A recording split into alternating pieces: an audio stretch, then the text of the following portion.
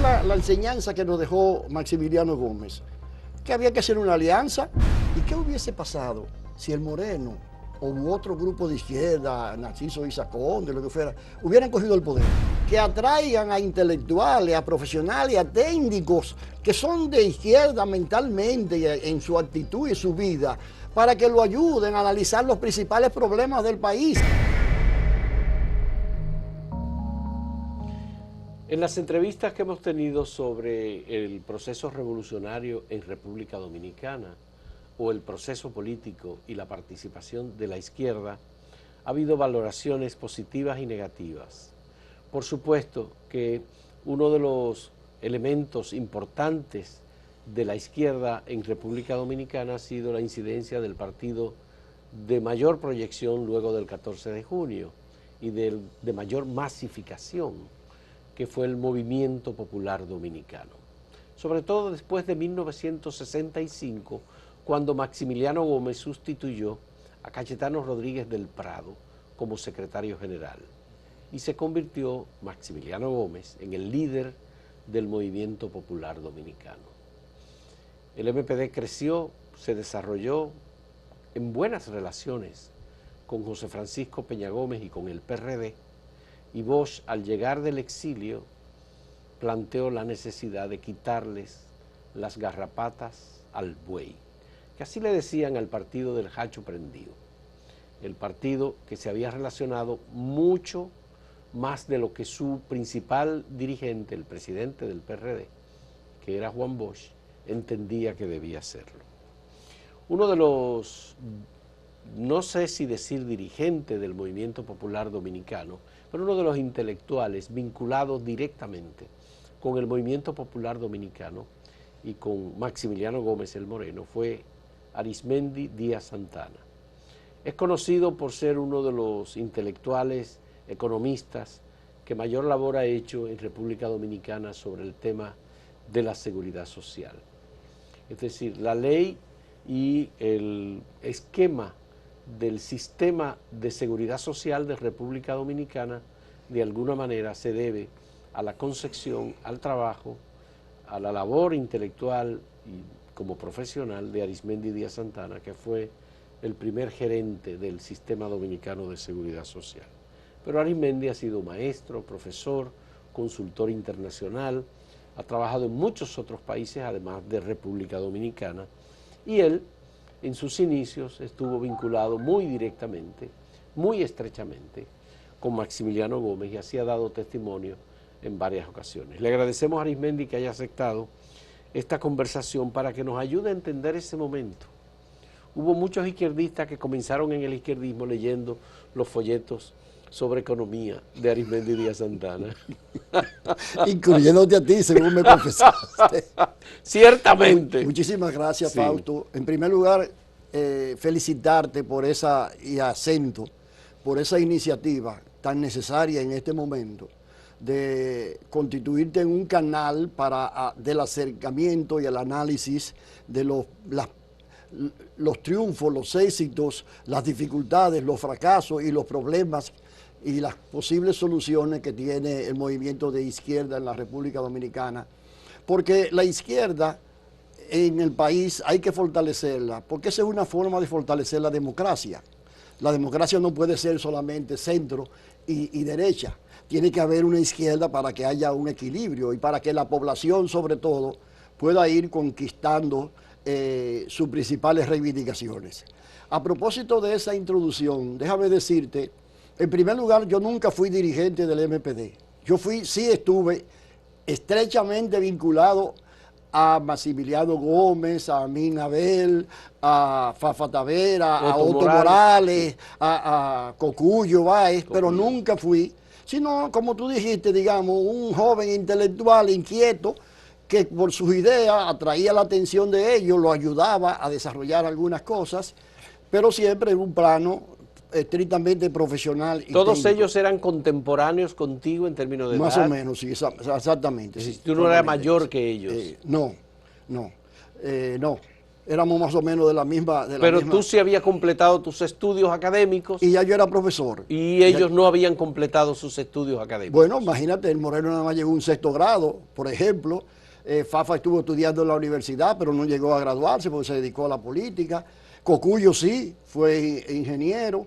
Pero además de eso, nosotros teníamos un grupito de arquitectos que eran simpatizantes del MPD y que yo era quien lo orientaba a ellos. ¿A René Sánchez Córdoba? René Sánchez Córdoba. No. Era otro nivel, más joven todavía, más joven. Ya. No estoy autorizado a decir sus nombres, pero sí te puedo decir que fueron un gran apoyo para el Moreno y que además el Moreno se sintió muy satisfecho de tener esas amistades. Antes de pasar a otro tema, déjame decir... Bueno, Amin Abel estudiaba arquitectura. Sí, claro. Amin Abel estudiaba Ingeniería. ¿Verdad? Amin Abel fue magna cum laude, como se graduó. Sí, hay toda una historia a propósito de Amin Abel, la ingeniería, la arquitectura y algunas de las tácticas que se aplicaron en donde los izquierdistas dormían a la intemperie, en lugares de muy difícil sobrevivencia y fabricaban sus propios sistemas de protección o para guarecerse. Exactamente. Antes de pasar adelante, déjame hacer una acotación en beneficio de lo que tú señalaste. Una de las mejores relaciones que yo vi fue la relación entre el Moreno y Peña Gómez. Y déjame decirte que yo fui en parte, al principio, un contacto importante en ese sentido. En primer lugar, porque ya yo conocía al Moreno y lo estaba tratando. Incluso el Moreno llegó a vivir en mi casa unos meses. Pero en segundo lugar, porque yo conocía muy bien a Peña Gómez. Por circunstancias de la vida, yo fui de los que participó en aquel curso famoso de ciencia política en San José de Costa Rica. Peña Gómez era de ese grupo. Mi mamá cooperaba con el PRD, con Ángel Violán, etcétera, etcétera. Y como yo era el más joven del grupo, mi mamá lo que le dijo a Peña Gómez, cuídame ese muchacho.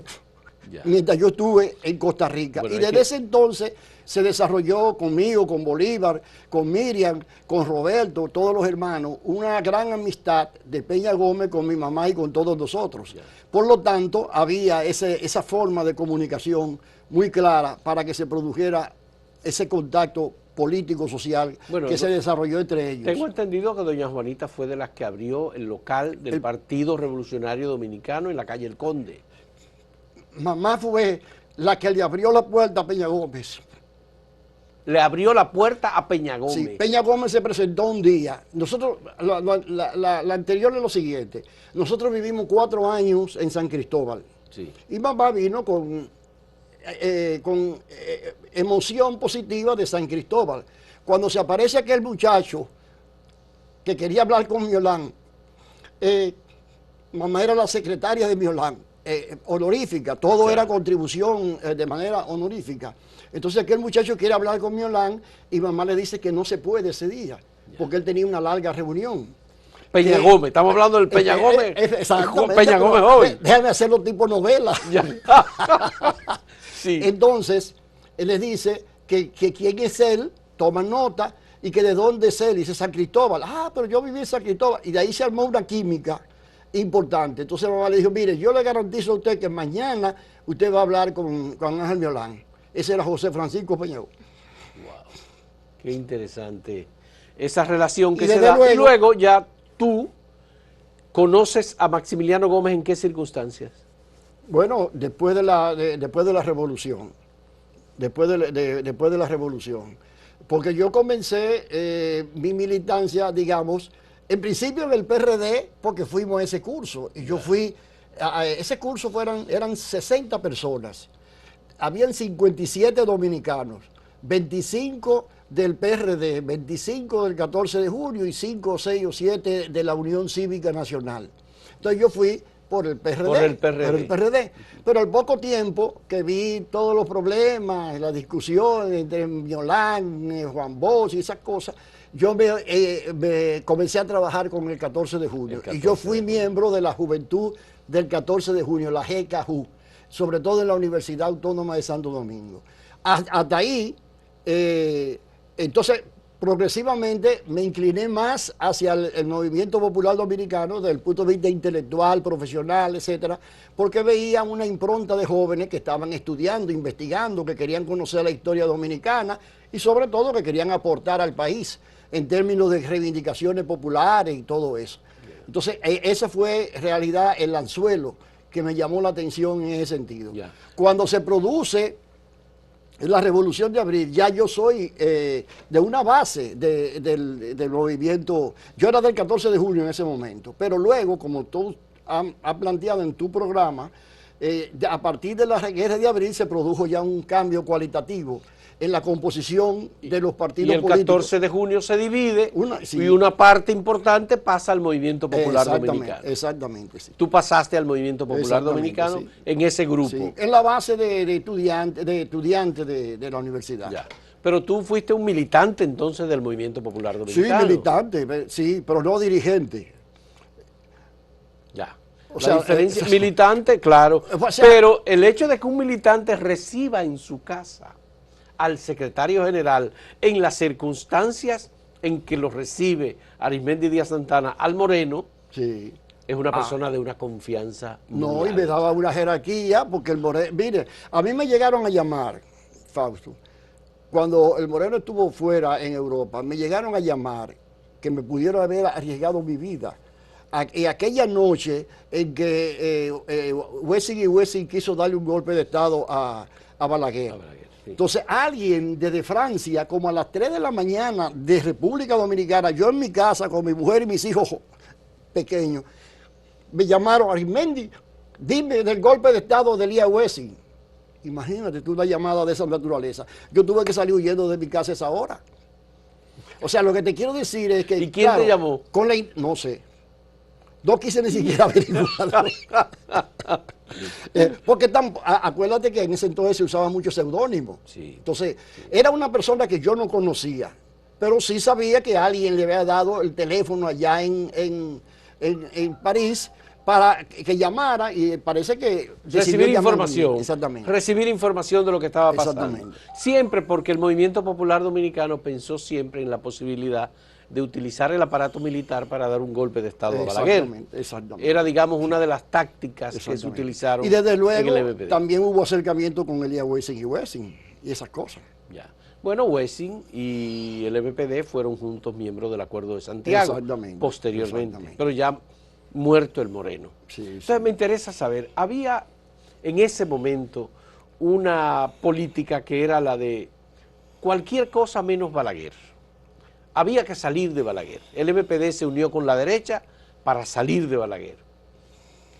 Pero el MPD descartó cualquier participación electoral o estuvo siempre dispuesto a ir a elecciones. Eso lo diferenciaba de los otros. Eso lo fue provocando, digamos, las circunstancias. Al principio no era así. La política del Moreno era la siguiente. Esa era la teoría del Moreno. Estamos luchando contra el imperialismo, pero ¿quién es el imperialismo? Entonces él decía, el imperialismo es el gobierno de turno, sobre todo un gobierno represivo como el de Balaguer. Entonces, por eso es que el MPD crece, pero al mismo tiempo socava su base, porque cualquier persona antibalaguerista era bien aceptada, y no solo aceptada como un aliado, sino como un participante. Y ese es el esquema particular de lo que tanto dicen de Manolo Plata y de muchísimos otros más.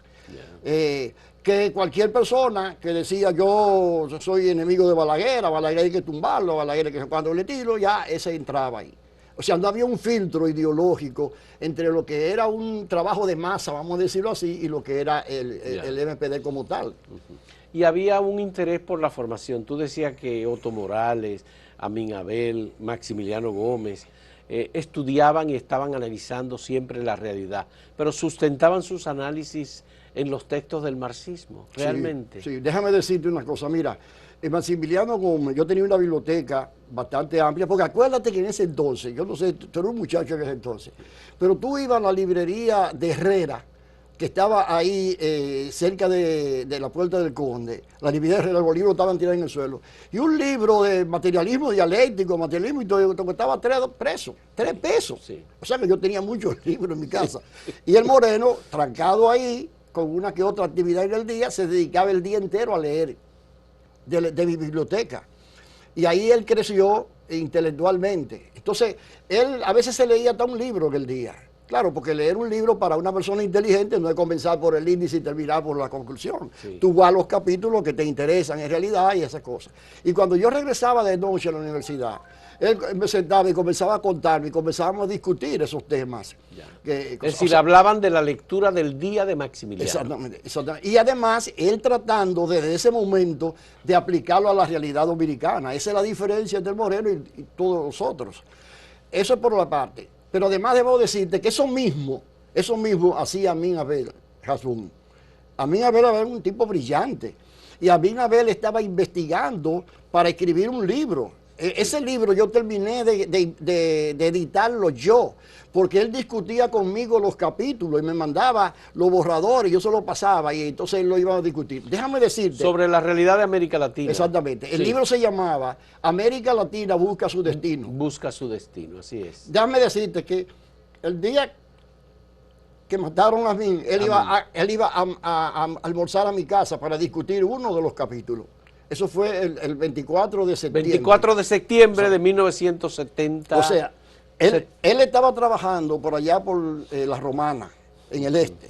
Entonces venía de cuando en cuando y me avisó y ya me había mandado un borrador que él tenía de ese capítulo. Ya habíamos discutido otros capítulos. Y entonces era para almorzar en casa y conversar sobre eso. Pero él era un perseguido político. Pero tú sabes cómo es la cosa. Él fue a la casa donde vivía su esposa, Mirna. Exactamente. Sí. Ahí en la 30 de marzo, próximo a la 30 de marzo. No, Mirna vivía frente a la San Martín. Frente a la San Martín, sí. Allá arriba. A la avenida San Martín, sí. Por ahí mismo. Lo que pasa es que la 30 de marzo se convierte en San Martín. Casi esquina 27 de febrero. Un poquito, sí. Y entonces ahí lo encontraron. Tucídides Martínez como fiscal. Bueno, es una historia triste. Es una historia muy triste. Fue en horas de la madrugada, tocó la puerta y Amin estaba allí. Salió Mirna, que estaba embarazada, y lo apresaron. Y Mirna no quería dejarlo solo, pero el fiscal dijo que sí, que ella tenía que quedarse. Y al bajar las escaleras, porque era un segundo nivel, le pegaron un tiro en la nuca. Y ella tuvo que pasarle por encima, porque ellos lo obligaron a que ella lo acompañara a la fiscalía. Algo así. La orden era matarlo. Claro. Estoy hablando que Tucídides Martínez era hermano de Orlando Martínez, que trabajaba en la fiscalía del Distrito Nacional. Así es. Es un tema. Entonces, me gustaría saber, Amin Abel tenía ese nivel de discusión con Arismendi Díaz Santana. Sí. No, y además muchas luces. Por ejemplo, Otto Morales también leía, pero Otto Morales, bueno, claro, yo no puedo hablar con mucha base de Otto Morales porque nunca estuvo en mi casa, y además como mis relaciones con el Moreno eran tan estrechas y no podían estar juntos, yo no conozco mucho de su... Conozco otra gente que sí conocieron de cerca a Otto Morales y te pueden decir hasta qué punto eran un amante de la lectura, de la superación y cosas. Ahora, yo te puedo narrar una pequeña experiencia que yo tuve entre los dos. Sí. Muy importante. En una ocasión, el Moreno me mandó a llamar, ya no estaba en mi casa, me mandó a llamar a donde él estaba, que venga a Arismendi, que venga urgentemente donde yo estoy. Cuando llego a la casa, me hacen pasar inmediatamente a una habitación, donde estaba él, Maximiliano Gómez y Otto Morales. Y yo lo encuentro a ellos discutiendo acaloradamente, pero con respeto y consideración, pero discutiendo como somos los dominicanos, discutiendo. El Moreno explicándole su nueva teoría y Otto Morales cuestionando con el enfoque tradicional de siempre esa nueva teoría. Y discuten y terminan como buenos amigos y como buenos camaradas que van a seguir discutiendo el tema. Cuando Otto Morales se va, el Moreno me dice: Arismendi, te mandé a llamar para que vieras cuál es la reacción y la situación de Otto Morales con relación a mi tesis. Ya yo la conocía, mi tesis, ¿verdad? Y me dice... Sobre el capitalismo y sus representantes locales. No, y además de que el gobierno de turno, toda la teoría que fue a la Isla Gotro, que iba a ir a la isla de Otro. Entonces me dice, mientras yo no convenza a Otto Morales, esta teoría no va a caminar. Porque Otto Morales era el hombre de acción. ¿Tú entiendes cómo es? Total. Y efectivamente, a la semana ya yo vi a Otto Morales defendiendo abiertamente la teoría del Moreno. Amin Abel planificó el secuestro del coronel Crowley y Otto Morales lo ejecutó. Eso llevó a que los organismos de inteligencia y de seguridad de Estados Unidos lo objetivizaran a ellos dos, y los dos fueron fusilados. Así mismo. Amin Abel, ya como hemos dicho, en 24 de septiembre de 1971, y el caso de Otto Morales fue prácticamente un fusilamiento en la casa. Un poquito antes, creo que fue un 16 de julio, algo así. Ya. Por ahí, por estos días. En la José Contreras. Sí, en la casa de René Sánchez de Córdoba. René Sánchez Córdoba. Yo cerca estaba del dando Colegio clase, Médico Dominicano. yo estaba dando clase en la Facultad de Ingeniería, de Economía, pero en la Facultad de Ingeniería, y allá se escucharon los disparos. Eso fue como a las 2 de la tarde. Sí, así es. Vamos a hacer una primera pausa en este diálogo con Arismendi Díaz Santana sobre la izquierda en República Dominicana.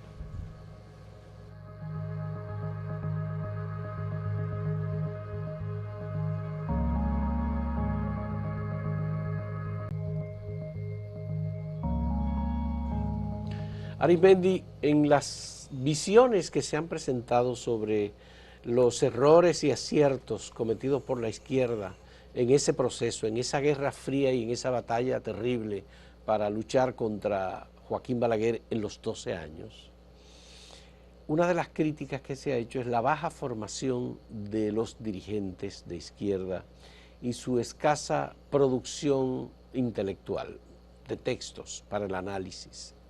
Claro, se producían los periódicos de la izquierda, que eran periódicos en los cuales se orientaba a los militantes, a los dirigentes, los periódicos había que estudiarlos, pero era suficiente para entender los conceptos del marxismo, para entender una base de acción política que resultara finalmente exitosa.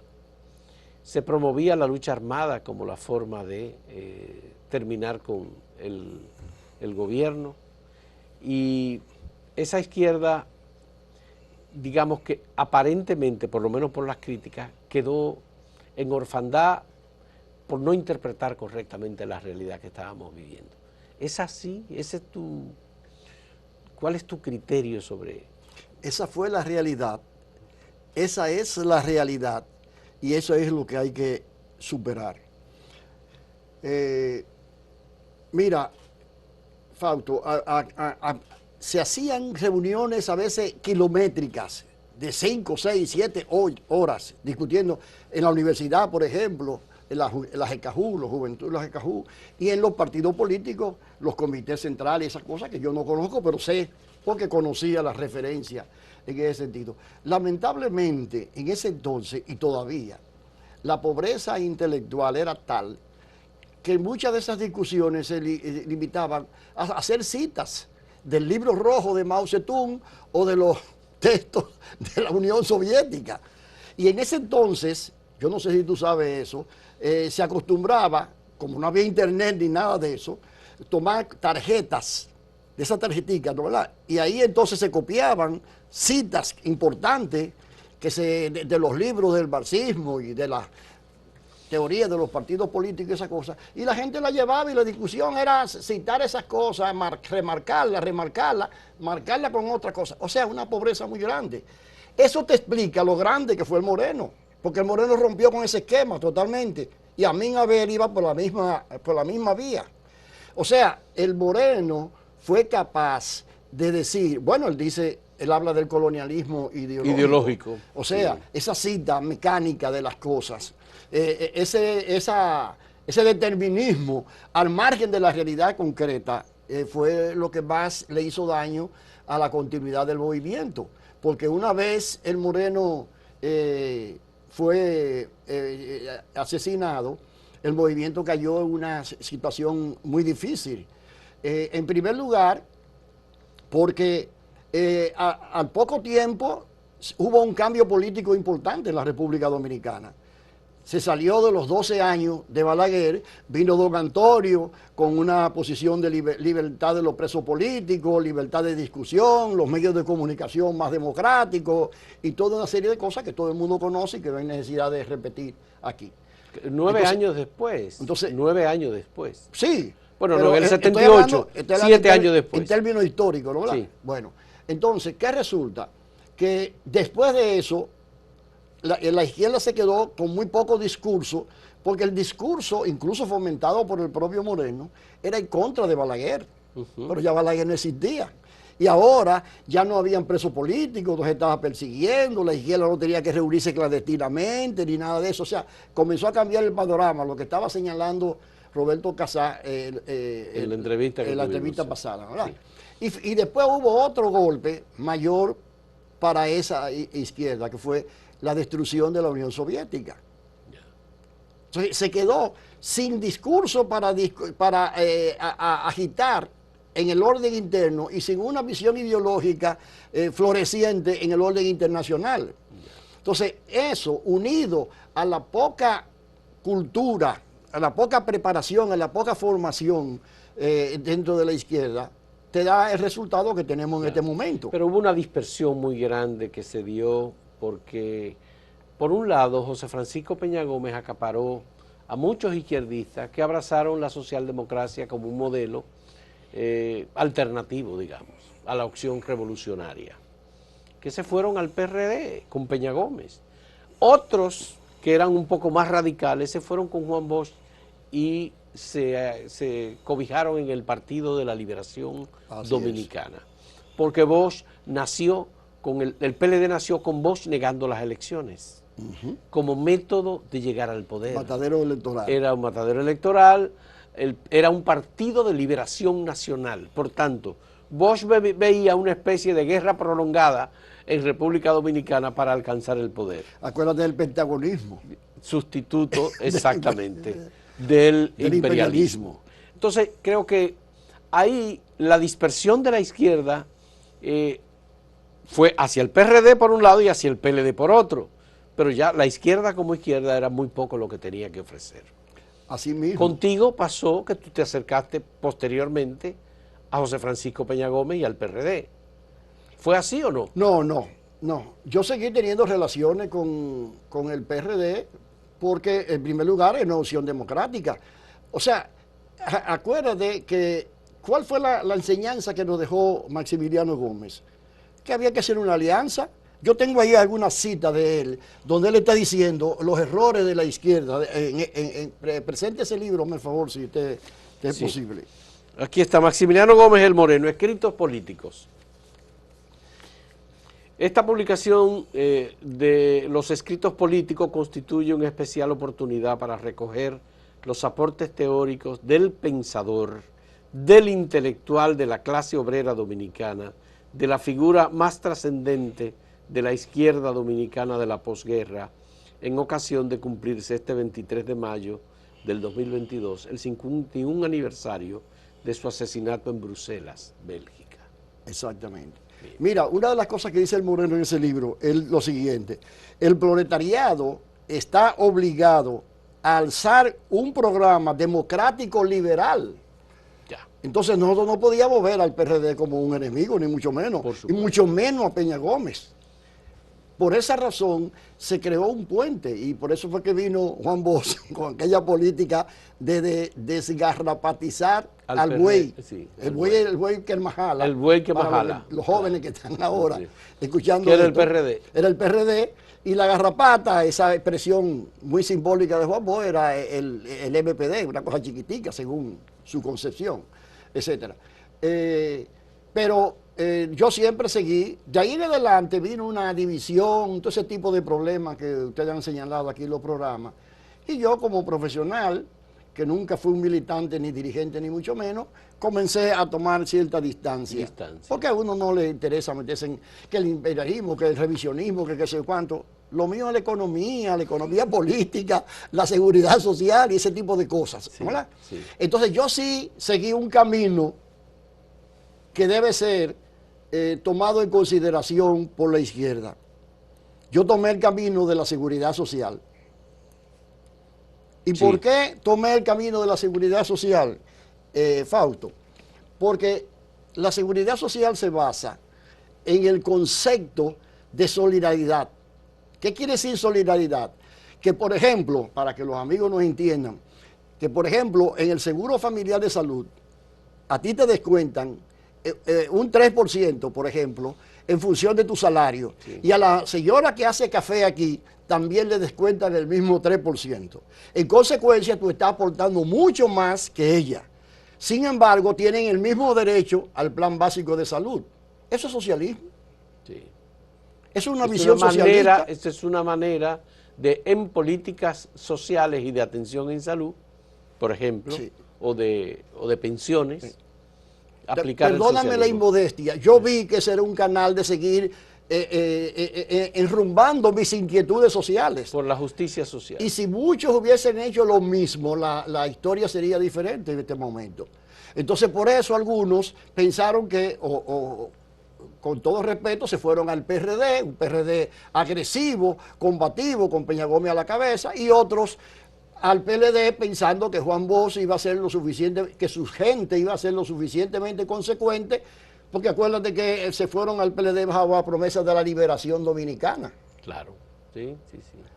Y un grupo que tú no mencionaste que se quedó en el medio criticando a los otros dos que no se fueron al PRD ni se fueron al PLD y se quedaron en el medio, digamos, tratando de reeditar los tiempos gloriosos de los 70. Pero hay que decir que el PRD tenía de todo, porque en la guerrilla de Camaño había PRDistas. Es que el PRD era un frente muy amplio. Es decir, había 3 de los que vinieron con Camaño que eran del PRD. Entonces, aquí el que ganó finalmente el debate frente a Bosch fue Peña Gómez. Definitivamente. Que dijo que aquí lo que había que hacer era obligar al gobierno a la legalidad. Así, ¿cómo? Con los liberales de Washington y con el pueblo en las calles. ¿Tú recuerdas todo? Pero no buscando derrocar al gobierno, sí, ni estimulando un golpe militar. Porque ya los tiempos habían cambiado totalmente. Sí. Eso fue lo que no entendió la izquierda. Que mientras Maximiliano Gómez inducía a la gente a luchar por derrocar a Balaguer. A Balaguer. Y sobre esa base se desarrolló todo un movimiento y toda una concepción. Cuando Balaguer desaparece y entra don Antonio, Jorge Blanco, entonces... ¿Y ahora qué hacemos? Vamos a derrocar a esto que son PRDistas. Sí. Y entonces, como te digo, si a eso le agregamos que la Unión Soviética se cae, entonces imagínate tú cómo se va presentando el cuadro para gente que muchas de ellas, desgraciadamente, y lo digo con todo respeto, pero desgraciadamente, lo único que sabía era repetir consignas vacías. Consignas. Y leer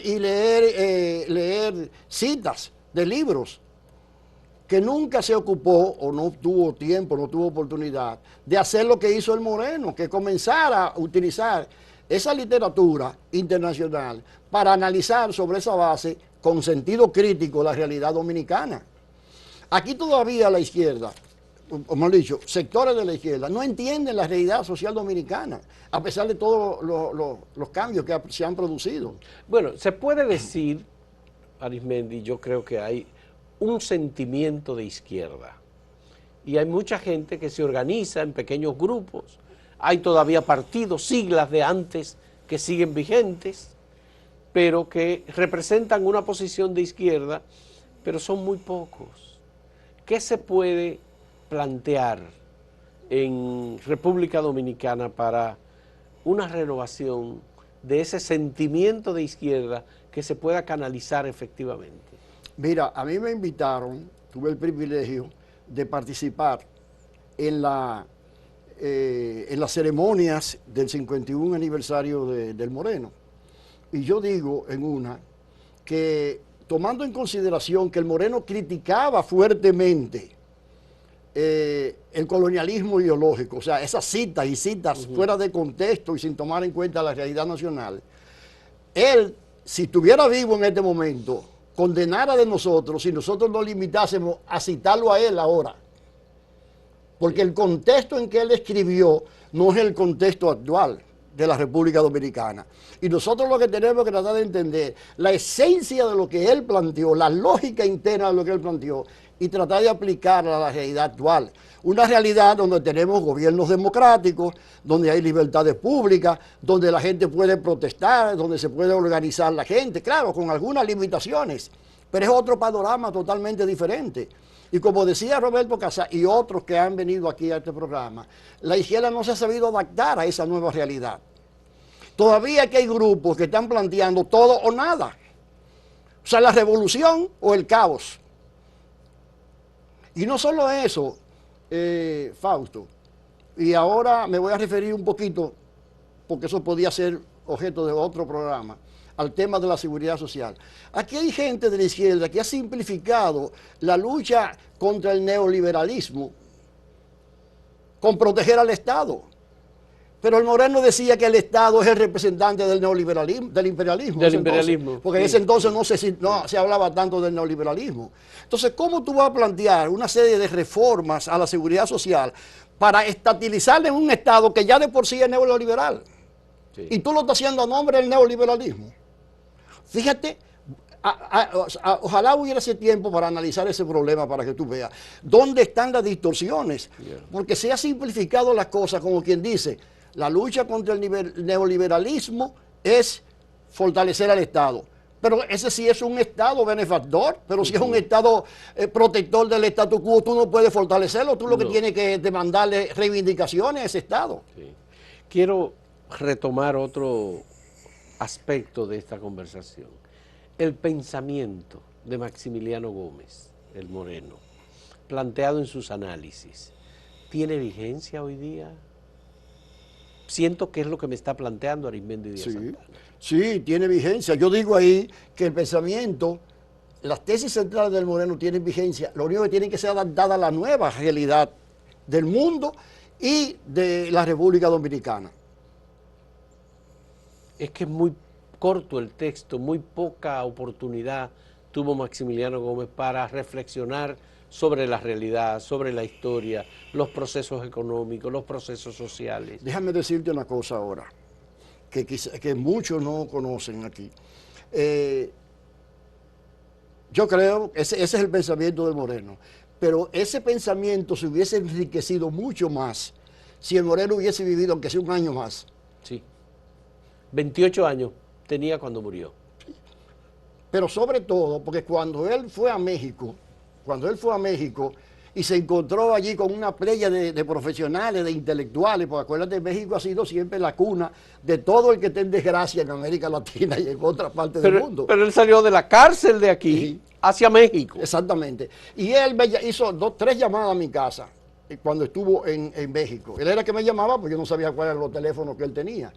Y en una él me dijo que él estaba totalmente emocionado y que había comenzado a comprender cosas mayores que las que él estaba planteando aquí, por ese contacto, esas discusiones que tenía con esos intelectuales. O sea que ese es un trabajo, digamos así, que inconcluso, diría yo, desde el punto de vista histórico, ¿no verdad?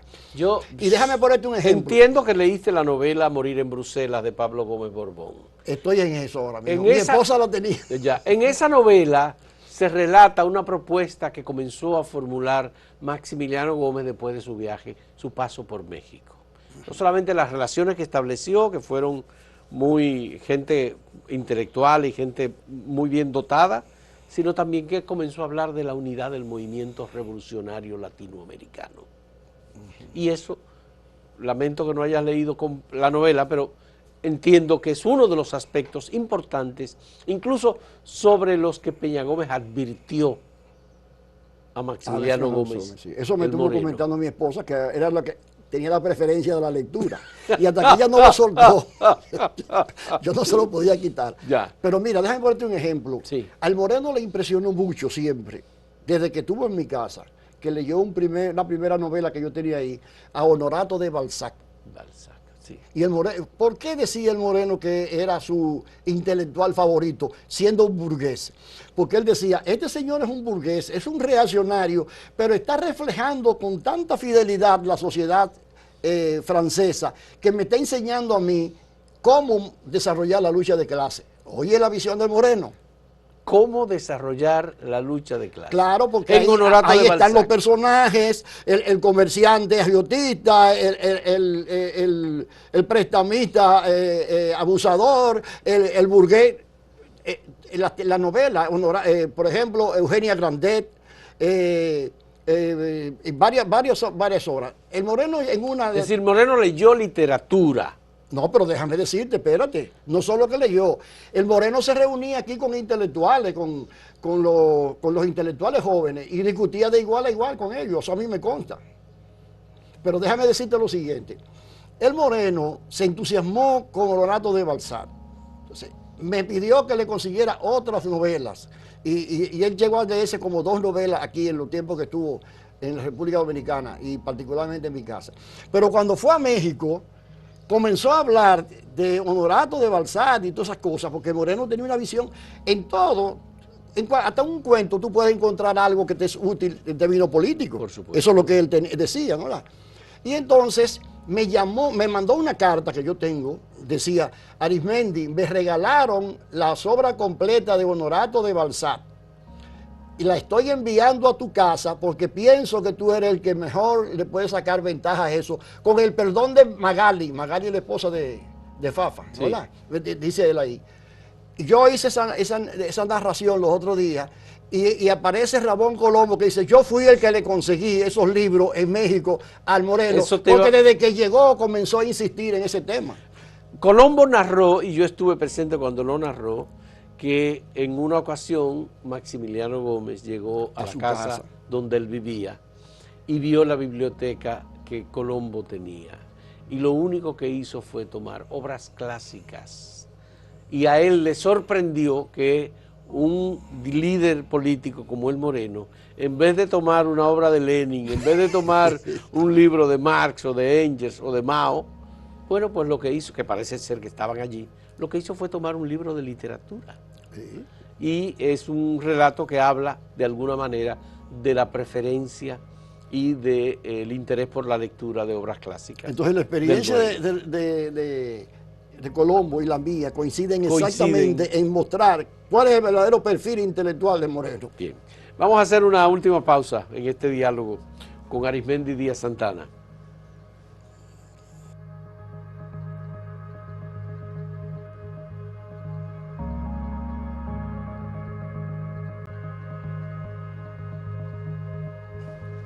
Arismendi, ¿qué hacer desde el punto de vista de ese sentimiento progresista y de esos grupos pequeños que todavía existen que representan de algún modo la izquierda? Uno a veces se confunde porque uno dice, bueno, apoyan a Daniel Ortega, pero Daniel Ortega no es izquierdista. Apoyan a Putin, pero Putin no es de izquierda, Putin es de ultraderecha. Uno no sabe por qué lo apoyan. ¿Se entiende? Entonces, digo, es que siguen teniendo un problema de déficit de conocimiento, o no sé, hay situaciones en las cuales el país más conservador de América Latina se llama Cuba, con una dirección que se mueren en los puestos, ancianos, porque no hay cambio. Dicen que hay elecciones, pero no hay elecciones, nadie cree en eso. Bueno, ¿qué se puede hacer en esta realidad?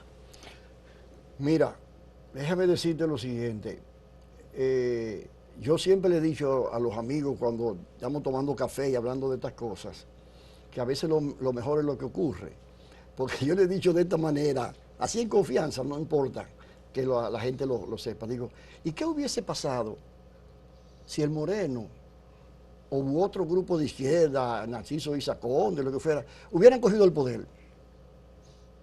¿Qué hubiese Pregúntate pasado? tú ese asunto. ¿Y ahora me voy a incluir yo, qué hubiéramos hecho nosotros con ese poder? ¿Qué grado de conocimiento de la realidad dominicana, de los problemas de la población teníamos nosotros y tenemos todavía como para aspirar a hacer un cambio? Aunque no sea el cambio más revolucionario, un cambio. ¿Cuánta gente de izquierda, eso te lo digo yo ahora, y lo digo aquí responsablemente, conoce el ABC de la seguridad social? Que es uno de los problemas que afecta a la población todos los días. ¿Cuántas veces tú has visto a la izquierda referirse con propiedad, salvo excepciones, como es natural, a los temas fundamentales que afectan a la población? O sea, o a los representantes del movimiento obrero, que tienen un poder de veto en la seguridad social. Exactamente. Entonces, eso quiere decir, querido amigo, que es necesario comenzar un proceso de educación. Lo que decían los clásicos de antes, formación de cuadros. Y yo he planteado, le he recomendado, porque eso sería mi mayor aspiración, que atraigan a intelectuales, a profesionales, a técnicos que son de izquierda mentalmente en su actitud y su vida, para que lo ayuden a analizar los principales problemas del país y que esos grupos se vayan formando un planteamiento y una solución sobre esos problemas. A mí me aterra escuchar a gente de izquierda en esos chats que hay que tomar el poder. ¿Y para qué? Si tú no tienes un grupo de gente que sepa lo que va a hacer, que tenga conciencia de eso. Bueno, es por ahí. Pero yo le dije otra cosa más agresiva a esos amigos míos. Y la voy a compartir aquí porque de alguna manera tú me has creado el ambiente de confianza. Yo le dije, mira, ¿tú sabes por qué esos movimientos revolucionarios, particularmente el de Cuba, tuvo que exiliar, meter preso y hasta fusilar a revolucionarios? ¿Tú sabes por qué? Porque suponte tú un grupo que está luchando contra Balaguer, por ejemplo, o contra Batista, ¿verdad? Es un proceso armado en este caso, en el caso de Cuba, vamos a poner un proceso armado. Bueno, todo el que tiene capacidad militar y tiene arrojo y tiene cosas, cabe ahí. Cabe, por supuesto. Pero no necesariamente tiene concepto de lo que va a transformar en el Estado. Entonces puede ser un gran combatiente, un héroe, y llegar a contribuir efectivamente a la revolución. Pero cuando llegue la revolución, él va a reclamar un cargo importante. Y cuando reclame un cargo importante y lo pongan en una posición importante, ¿qué va a hacer? Entonces esa persona comienza a contradecir al gran líder, en este caso Fidel Castro, el grupo de arriba, ¿no? ¿Verdad? Comienza a actuar en contra de eso, pero a hacer valer sus méritos de guerra y termina entrando en contradicción. Y entonces, bueno, o lo separan, o lo meten preso, o lo exilian, u otra cosa. Es decir, que son autocráticos también porque en definitiva niegan los derechos de los demás. Bueno, en el caso de Cuba, déjame decirle en no la justicia, eso era inevitable, porque Cuba no tuvo un tiempo para madurar una clase, digamos, revolucionaria. Llegaron en el 56 y en el 59 ya estaban bajando revolucionarios. O sea que ahí había gente muy combatiente, muy buena, héroes, heroínas, pero que no sabían qué hacer con el Estado. Entonces, ahora, en estos tiempos, no se explica eso, porque ahora hay tiempo para formar a la gente, educarla, estimularla a que estudie, a que investigue los problemas, a que se especialice por lo menos en un tema determinado. Sí. Una de las cosas que yo les he recomendado a estos grupos y amigos es que, por ejemplo, aprovechen las redes sociales. Y tú sabes lo barato que es una red social, para comenzar a hacer discusiones realmente de fondo de los problemas. Y ahí no tienen que ser todos izquierdistas, ni mucho menos. Pueden incluso convocar a intelectuales y profesionales que le den elementos de juicio. El Gustavo Petro del M-19 es distinto, muy distinto del Gustavo Petro que acaba de ganar las elecciones en Colombia. Exactamente. Cuando tú lo escuchas en las intervenciones, ahora y antes, tú te das cuenta del cambio. Gustavo Petro no habla de violencia ni de guerrilla, habla de paz. Porque se adaptó. Se adaptó. Es lo que decía Stephen Hawking, la inteligencia es adaptarse a los cambios. Nosotros no nos hemos adaptado a los cambios. Nosotros seguimos pensando en que la opción es todo o nada. Yo tengo amigos de izquierda que están militando, que me dicen, Arismendi, mi partido tomó una decisión sobre la seguridad social, tú tienes razón en lo que estás planteando, pero yo no puedo plantear eso porque ya mi partido tomó una decisión. Y entonces, en la izquierda, la mayoría se somete, la minoría se somete a la decisión de la mayoría. Exactamente. El centralismo democrático es uno de los principios de la izquierda. Exactamente. No, y si no te metes en la disciplina. Y el organismo está por encima del individuo. ¿Y si es Pimonta? No lo mencione, por Dios. no lo menciones. Bueno. Tú sabes lo que decía Teobaldo Rodríguez, Ajá. de Pimontá. Sí. Que, ¿sabes que Pimontá vivía expulsando a todo el mundo? Dice, un día de esto, Pimontá se va a poner frente a un espejo y va a decir, usted también está despedido. Se va a expulsar él mismo del Partido Comunista de la República Dominicana. El Pacoredo. Sí. Es una cosa muy distinta. Bueno, pero mira, volviendo al tema, sí. Por eso es que tu programa y este esfuerzo tiene valor, porque está poniendo a la gente a pensar y está acercando a los diferentes grupos. Pero hay que pasar un poco más allá.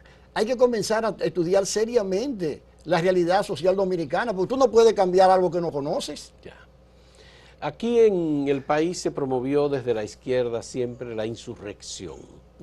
Se promovió la revolución. Se escribían consignas, se publicaban folletos, libros, se pegaban afiches. En el ámbito cultural había artistas que se promovían mucho, planteando la revolución y la idealización de la soberanía del pueblo. Pero todo eso el pueblo mismo lo rechaza, porque el pueblo rechaza la violencia. El pueblo se va en armas cuando la soberanía está, como la intervención militar de Estados Unidos. Entonces, en el país, ¿hubo alguna vez alguna posibilidad de insurrección? Manolo se fue a la montaña y murió solo. Camaño se fue a Caracoles y murió solo. Porque estábamos imitando el modelo que existía, que era el cubano. Una de las osadías que tuvo el Moreno, y te invito, te puedo citar ahí donde él lo dice, fue que él le hizo crítica a la Revolución Cubana. Porque él dice que la Revolución Cubana fue tan exitosa que no fue capaz de asimilar su propia experiencia para ayudar a los otros países. Porque todo el mundo pensaba que había que buscarse una sierra maestra para tomar las armas. Un arma y una sierra maestra. Exactamente, exactamente. Entonces, yo creo que es inevitable una crítica en ese sentido y un esfuerzo sobre todo por discutir. Mira. Pero tú lo has dejado solo en la seguridad social, Arismendi. ¿Cómo? Es decir, tu interpretación, tu crítica a la izquierda, tú la has dejado solo en que no conocen ni han interpretado la dimensión de la seguridad social como un elemento de apoyo, de práctica de una manera de socialismo, ¿verdad? Entonces, pero hay otros elementos. Hay otras reivindicaciones, por ejemplo, para seguirte en mi tema, sí. La ley de seguridad social plantea la posibilidad de un seguro de desempleo. ¿Y a quién beneficia el seguro de desempleo? A la gran mayoría de la población. Y tú puedes estar seguro que la mayoría de la población, incluyendo nuestros amigos de izquierda, ni siquiera saben que la ley está eso. Y si no saben que está eso, no lo van a plantear. Y si no lo conocen, tampoco lo van a resolver. Ya. Y eso está en la ley. Está en la ley.